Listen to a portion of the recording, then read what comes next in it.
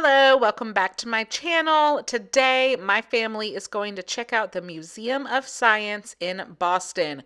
We had never been here before, and the day that we went, it was pretty busy, but this place is huge. There is so much to see and do that even during a busy day, if you still don't feel super crowded, there was enough space for everybody to spread out and look at all of the different amazing exhibits at the Museum of Science.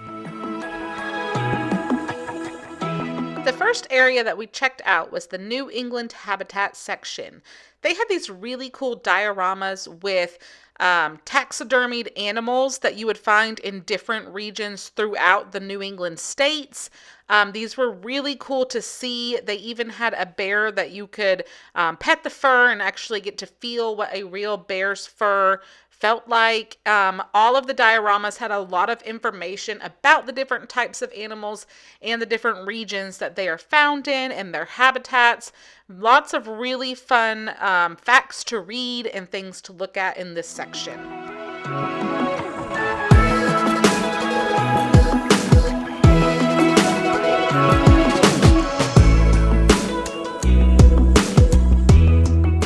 Next, we headed over onto the other side, which opened up into this huge atrium type area with 3 different levels. The first thing that we were going to do was check out the 4D theater. Now, the Museum of Science does have a 4D theater and also a planetarium, and they do show multiple shows daily. These are an additional cost and are not included with your ticket, but we chose to go ahead and do the 4D show, which was super cute. It was a really sweet little kind of mini documentary about sea lions. We really enjoyed it. The seats vibrated. There was air and water and bubbles involved in the show, and it was just really cute. The kids really enjoyed it, so I highly recommend checking out that show if you're able to. So now this was a new exhibit that they are in the testing phases of, so they invite everybody to try it out to help with the testing.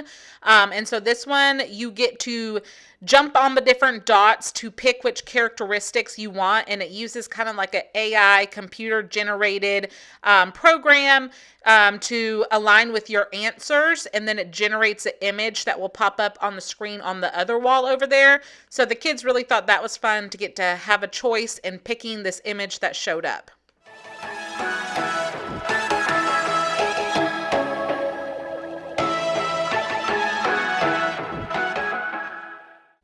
Next up, it was time for the electricity show. They do this show a few times daily. We were not in the right spot for it when it was happening, so we actually snuck into this little then and now section, which gives you a second level look at the electricity show, which ended up being really awesome seats. So definitely check that out if you can't get seats on the main floor. This was a really great area to watch the electricity show from. And I'm going to show you a little clip from the show of them using electricity to do a song. Trigger warning, there is flashing lights, so if you're sensitive to that, please stop watching or fast forward. But for everybody else, let me know in the comments if you recognize this song.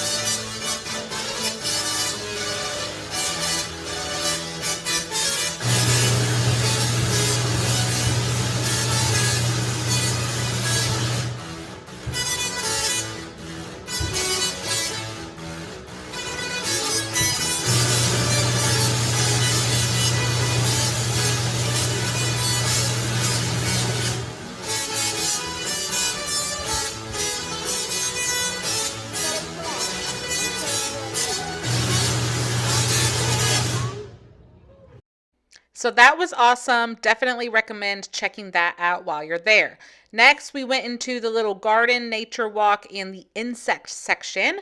My favorite part of this section was watching the ants. This was so cool. They had these little clear tunnels so that you could watch the ants, and they were just so busy going back and forth, and they were carrying these huge pieces of leaves on their back.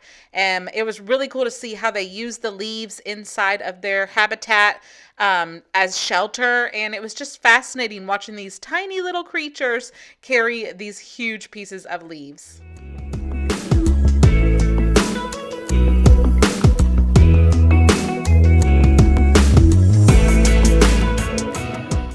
One of my daughter's favorite parts of the whole museum was seeing the axolotls. She is obsessed with axolotls, and they had a few here that were so cute. The only strange thing is that these axolotls were in a section called the human life. So I'm not sure why they were with the human life section, but they were. But the human life section was actually very fascinating. They had lots of things about like the bones and the inside of your body. They also had a very nice section on like babies and pregnancy and how the baby grows throughout the pregnancy. That was really neat to see. They had a section with a nose that was kind of gross, but you put like these balls up in the nose that were supposed to represent allergens and how your body can react to certain allergies. So just very fascinating educational stuff.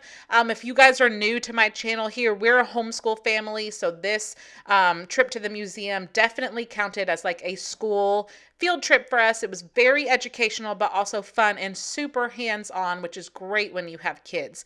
But I would also say that if you're an adult and you don't have kids, but you still want to go check out this museum, you could totally enjoy yourself without having any kids with you. So it's good for all ages.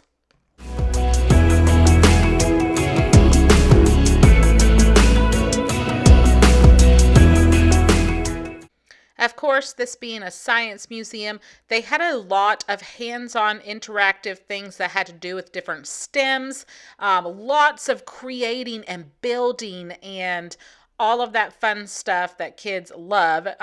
Those kind of centers were kind of scattered all around. So lots of opportunities, like I said, even though it was a busy day, that you didn't feel like crowded. You weren't like waiting in lines to look at stuff or try stuff out. Another thing I wanted to show you guys was the cafeteria. This cafeteria was seriously one of the most legit and hugest cafeterias I've ever seen at a place like this. We've been to lots of different types of museums. I've never seen one this big. It had multiple different food stations. It had like a salad and fresh food station. It had a grill. It had a Mexican station, and it had a pizza station. So there was tons of options for everybody. Of course, you can bring your own food too, but we opted to just get food from the grill there. And then they had a huge seating area. So even though it was a busy day, there was tons of seating for your whole party. And it was just great to be able to sit down and eat a meal right there inside the museum before heading back to look at more exhibits.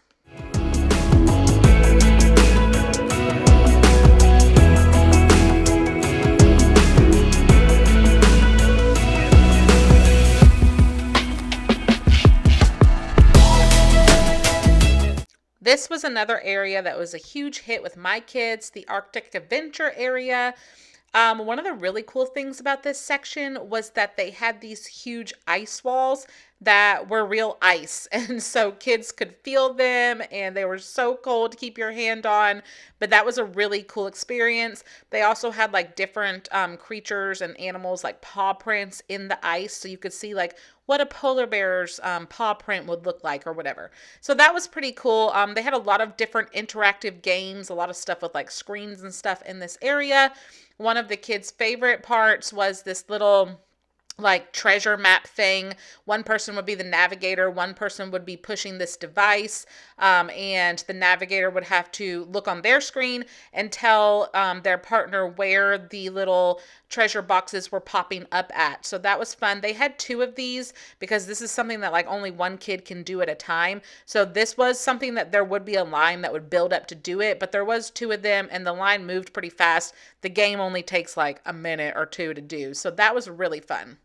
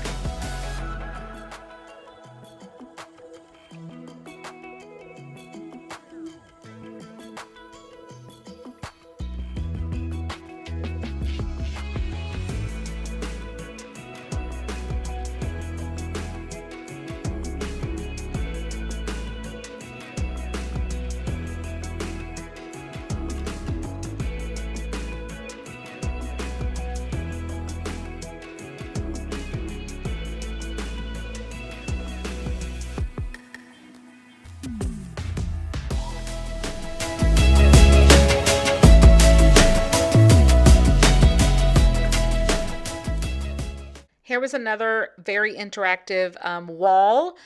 So it could see all of the kids here in the camera, and as you did different motions, it kind of moved with you.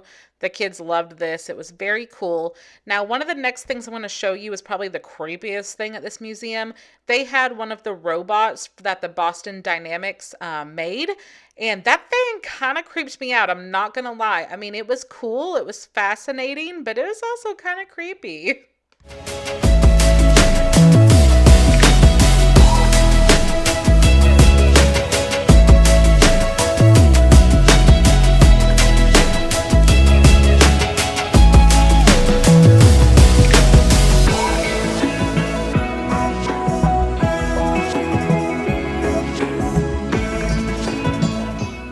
Here was another interactive screen where the kids would move around, and it would use like an AI generator to kind of create an image, not that looked like the child, just kind of a blurry blob type of image, but the kids thought it was hilarious.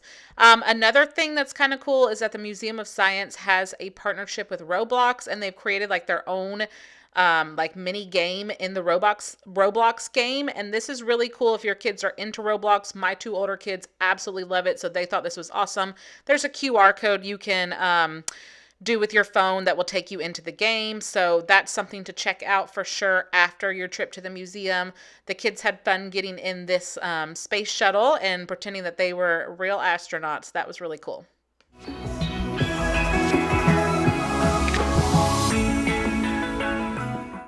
This next part of the museum had a lot of replicas of different like boats and machines, trains, stuff like that. That was cool to look at. There was also a whole section with different like rocks and crystals and fossils. That was also very neat. And that was all leading into like the dinosaur exhibit, which you'll see in just a minute.